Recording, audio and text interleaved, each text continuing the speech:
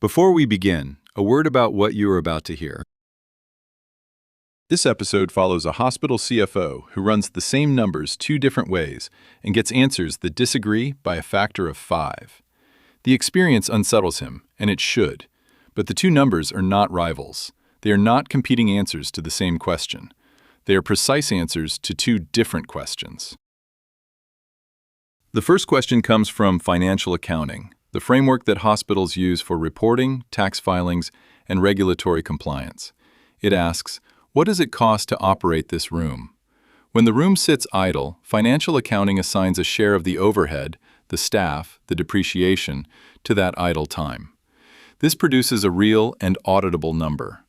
It is useful for understanding where money goes. The second question comes from managerial accounting, specifically a branch called Throughput Accounting, developed by the physicist Goldratt. It asks, what does this room produce when it runs? Revenue minus the costs that are only incurred because a specific patient is on the table. Everything else, the salaries, the overhead, the building, is already spent whether the room runs or not. When the room sits idle, that production simply does not happen. Financial accounting tells you what idle time costs. Throughput accounting tells you what idle time fails to produce. Both are correct. But when it comes to evaluating operational investments, scheduling tools, staffing models, or capital decisions, only one of them measures the actual economic stakes. And at most hospitals, it is not the one being used. This is the story of a CFO who discovers the gap. Stephen Park arrives at his office 12 minutes earlier than usual. He does not acknowledge this to himself. He hangs his jacket, sets his coffee on the coaster he has used for 9 years, and opens the spreadsheet he started building in his head on the drive home last night. The capital requests from the board meeting are still on his whiteboard, written in his small, even handwriting during the presentations. Cath lab, 8 to 12 million. 2 ORs, scope TBD. Endoscopy suite, 3 to 5 million. Below those numbers, circled twice, a single figure, 19 to 29 million. Park is not a man who circles things twice. That he did it at all tells you something about his state of mind at 7:48 last night.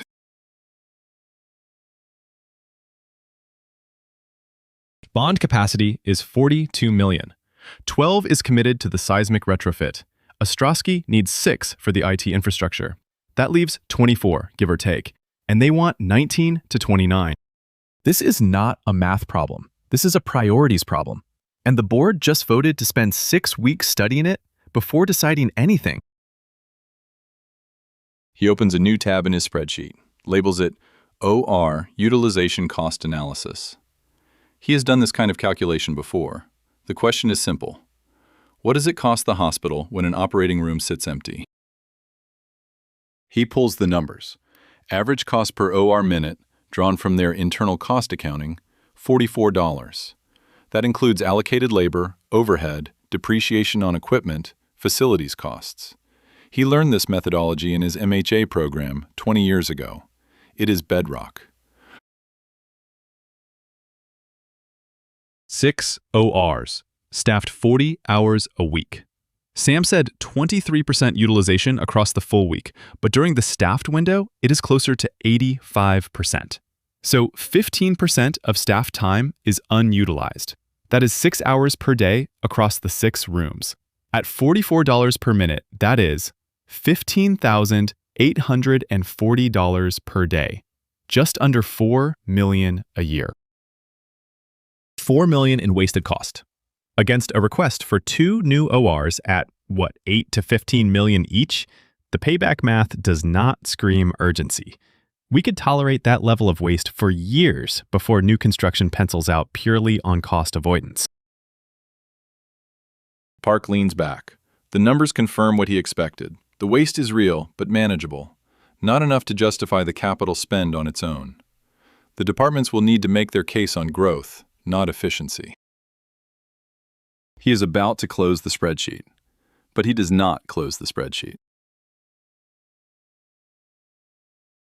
Something Sam said last night is sitting in a part of his mind that spreadsheets do not usually reach. Not the 23% number, the other thing. The phrase Sam used when describing its analytical approach, the theory of constraints, and a name, Ellie Goldratt. Park types theory of constraints, Ellie Goldratt, into his browser. He does this with the same energy he would bring to checking a vendor reference. Professional due diligence, nothing more. The search results are extensive. Wikipedia, books, consulting firms, a surprising amount of manufacturing content. He skims. Most of it seems oriented toward factories and production lines. He almost closes the tab. Then he sees a phrase in an article summary partway down the page that stops him. Throughput Accounting, an alternative to cost accounting for evaluating operational decisions. Park clicks the article. He is not the kind of person who falls down internet rabbit holes. He reads with a pen in his hand and skepticism in his posture. But he keeps reading. The article makes a distinction he has not encountered before. In traditional cost accounting, the value of a resource is measured by what it costs to operate. An OR costs $44 a minute. An empty OR wastes $44 a minute. This is the calculation he just did. But throughput accounting asks a different question. It asks, what does the resource produce when it is running? Not what it costs, what it generates. Revenue minus the truly variable costs, the things you only spend when a case actually happens. Implants, disposable supplies, drugs consumed during the procedure. Everything else, the staff salaries, the overhead, the depreciation, is already spent whether the room runs or not. I understand the logic, but that is not how we account for anything. That is not how anyone accounts for anything. He reads further. The article describes a concept from Goldratt's work, the bottleneck, or constraint, the resource that limits the output of the entire system, and a principle. An hour lost at the constraint is an hour lost for the entire system. It cannot be recovered. There is no excess capacity downstream to absorb what the constraint failed to produce.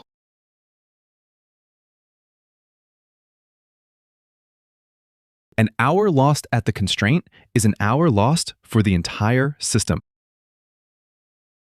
Park sets down his pen. He is staring at the screen, but he is not reading anymore. He is thinking about what Dr. Nair said last night. We had 11 cancellations last quarter due to schedule overruns. And what Dr. Stanton said, patients are starting to go elsewhere. And what Lisa Carver said, approximately 210 referrals that did not convert to scheduled procedures. Those are not cost numbers. Those are revenue numbers. Those are patients who generated zero throughput because they never made it onto the table. Park goes back to his spreadsheet. He opens a new tab. He does not label it throughput accounting because he is not ready to give it that kind of legitimacy. He labels it alternative analysis. He pulls up the average revenue per surgical case at Cascade Valley. It varies enormously by service line, but the blended average across all OR cases is roughly $22,000. He knows this number. He reports it to the board quarterly. Then he asks a question he has never asked in quite this way. What are the truly variable costs per case?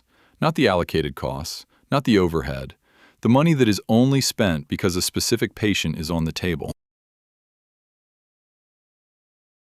Implants and prosthetics for an ortho case, that is variable. Disposable surgical supplies, variable. Drugs administered during the procedure, variable. Everything else? The surgeon is salaried. The nurses are hourly, but if they are already scheduled and on the clock for that block, their cost is the same whether a patient is on the table or not. The anesthesiologist is on contract. The room is built. The lights are on. He estimates the truly variable costs at roughly $4,000 per case, acknowledging it varies widely. For a straightforward arthroscopy, it might be $1,500. For a total joint with an implant, it could be $8,000 or more. He uses $4,000 as a reasonable midpoint. $18,000. That is the throughput per case. the contribution to paying for everything else in this hospital. And when a block sits empty, that is what we do not generate. He goes back to his earlier calculation, 6 hours of empty OR time per day across the system. At roughly 3 cases per OR per day during staffed hours, that translates to maybe 4 to 5 cases per day that could have been scheduled but were not. 5 cases per day at $18,000 per case. That is $90,000 per day in throughput we are not generating, not cost we are wasting, revenue we are failing to produce. $22.5 million per year. My cost calculation said $4 million. This calculation says $22 million for the same empty rooms. Park does not move for nearly a minute. He is not a man who is easily shaken by numbers. He has built budgets through recessions, renegotiated payer contracts, managed the financial side of a pandemic. But he is looking at 2 calculations that describe the same physical reality, the same empty rooms, the same idle hours, and they disagree by a factor of 5.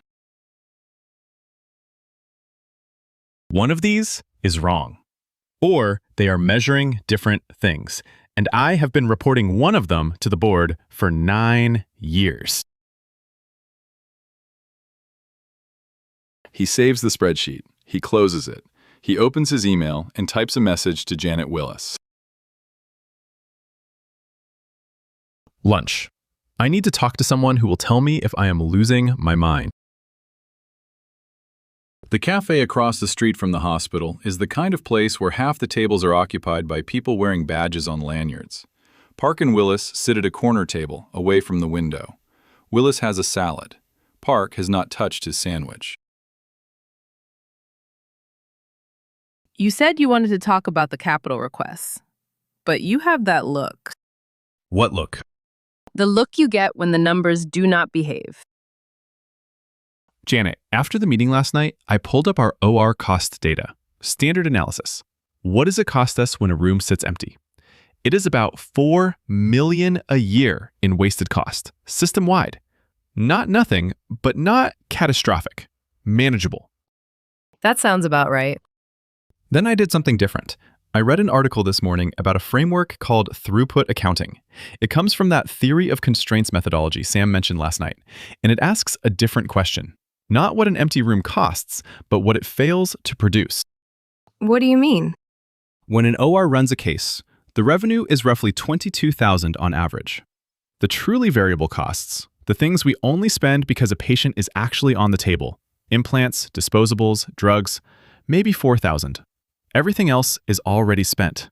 Salaries, overhead, the building, it is all fixed in the short run. Okay. So the contribution per case, what they call throughput, is about $18,000. That is $18,000 in contribution to covering all those fixed costs and generating margin. And when a block sits empty, that $18,000 simply does not happen. And you cannot make it up later. That is the part that caught me. If the ORs are actually the constraint, if they are the bottleneck on what this hospital can produce, then there is no slack in the schedule to absorb a rescheduled case. Next week's blocks are full too. So that empty block is not deferred revenue. It is permanently lost throughput. How much? I estimated 4 to 5 cases per day that we could theoretically schedule, but do not. At $18,000 per case, that is roughly $22 million per year, compared to the $4 million my cost analysis showed. The same empty rooms. The same empty rooms, same hours, same everything, just a different question about what they are worth. Stephen, I hear you. But you cannot just fill those blocks. We talked about this internally. I told the board last night. The staffing is not there. Anesthesia coverage is tight. Surgeon preferences are what they are. I know. I am not saying we can snap our fingers and fill every empty block. But even if we captured a quarter of that lost throughput, that is over $5 million a year. And the investment to do it is not a construction project. It is scheduling, staffing models, maybe technology. Technology like what? Do you remember that OR optimization vendor we looked at? About a year ago. The one with the AI scheduling platform. BlockWise. Yes. We passed on it. Why did we pass on it? It was expensive. You said it was expensive. I did say that. I compared their subscription cost against our operating budget, and it looked like a large number for a scheduling tool. I was measuring their price against what the empty rooms cost us. And now? Now, I am not sure I was measuring against the right thing. What do you mean? I looked at their price and compared it to the cost of the waste. $4 million in wasted OR cost, minus whatever percentage they could realistically fix. The ROI was marginal. Maybe positive, maybe not. Depends on assumptions. But if the right comparison is not the cost of the waste, but the throughput we are failing to generate, Janet, the denominator changes by a factor of 5. Their subscription fee is not expensive. It is trivial against $22 million in unrealized throughput. Even against $5 million if we only capture a quarter. You are saying we evaluated a tool that could have helped us generate millions in additional revenue, and we turned it down because we were comparing its price to the wrong number. I am saying I might have been comparing its price to the wrong number. I am not sure yet. Meanwhile, Polycare has been running BlockWise across all 13 of their hospitals for years. Yes, I noticed that too. They are not exactly a small operation, and they are 20 minutes down I-5. Every case we lose to schedule delays, where do you think those patients are going? So what are you going to do with this? I do not know yet. The working group that the board authorized last night, I was going to send Rebecca from my team to represent finance. And now? I might go myself. Because? Because if there are 2 ways to calculate what an empty OR block is worth, and they disagree by a factor of 5, that is not a detail. That is a fundamental question about how we evaluate every operational investment we make. And I do not think I should delegate that question. Fair enough. But Stephen, you know what is going to happen if you walk into that working group and tell the department heads that their capital requests might be solving the wrong problem? I am not going to tell them that. I am going to ask a question. The same question I've been asking myself all morning. Which is? When a room sits empty, what does it actually cost us? And I do not think the answer I have been giving the board for 9 years is complete. Park leaves the office at 6:20, not late by his standards. The spreadsheet with the 2 tabs is saved on his desktop.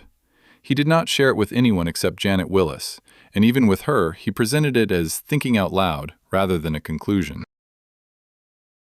On the drive home, he thinks about what he knows and what he does not know. He knows the cost calculation is correct. $44 per minute, $4 million per year. That is real. That is auditable. That is the number he could present to the board and defend under questioning. He knows the throughput calculation is correct too, at least arithmetically. $22,000 in revenue minus $4,000 in variable costs times the number of cases that could fill the empty blocks. The math is not the problem. The problem is that 20 years of training, 20 years of cost accounting, 20 years of building budgets and evaluating investments on the basis of cost reduction and cost avoidance tells him that the first number is the one that matters. And a single morning of reading about a framework he had never heard of is telling him it might not be.